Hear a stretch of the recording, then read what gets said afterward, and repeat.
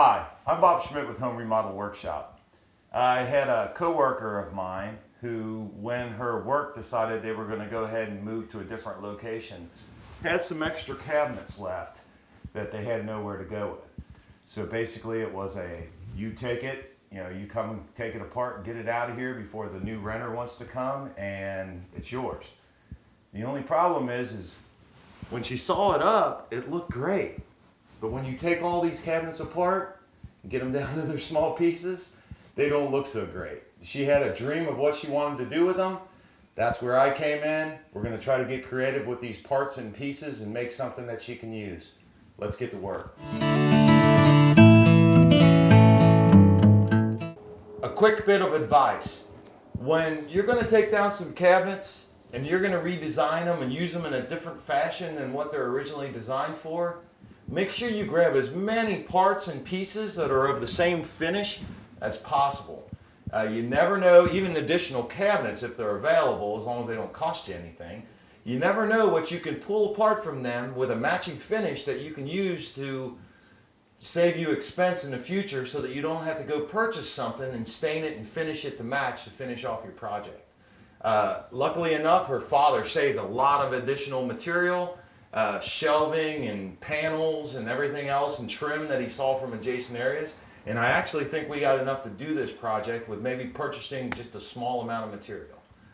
In her home, after laying these out in several different fashions, this is kind of what we came up with for a hutch type material. These are open shelves. This has doors and doors and doors.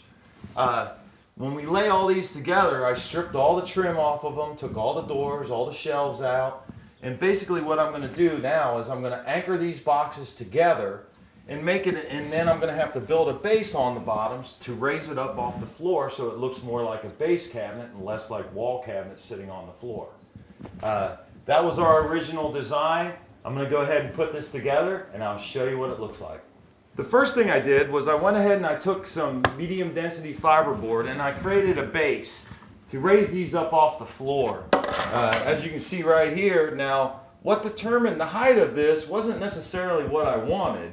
What it was the height of the trim material I had, so as to cover that floor, that up all the way to the floor, and also the height of this shelving material, which I'm going to use as a finished side on both sides. I come to find out at this height the trim will work, and this shelving material is actually just a little longer than what I need, so I can cut this off, creating two finished sides. Okay, now what I've done is I went ahead and I screwed this new base that I made, this new lifter, to the bottom of the cabinet, front and back. And then with cutting very little off of that shelving material, I was able to make a finished side that goes from top to bottom, spanning both of the cabinets. I also screwed that from the inside so that you don't see any screws on the outside of the cabinet. I also screwed that front and back. Now, what I'm going to do is this piece of trim that was saved off an adjacent area, this is going to come down to the bottom, and this is going to cover that base area. I still have to cut this to length, barely lipping over the cabinet, giving a nice clean finish to it. Now that I have this one side completely made, what I'm going to do is I'm going to make the other side, and they're going to be made in two separate units so that they're not so heavy to transport, so that we're not twisted in between all this weight.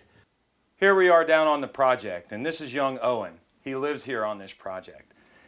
Although typically what I would do is I would take this cabinet, I would cut the baseboard out and I would mount it to the wall. This unit, she wants it to have it removable so she can take it with her to her next house or apartment or wherever she moves. Having said that, what that does is, since this cabinet unit is only 13 inches deep, it makes it a wee bit unstable. A little too unstable when you have young people living in the house. So what I'm going to do is I'm going to find me a couple of studs in this wall.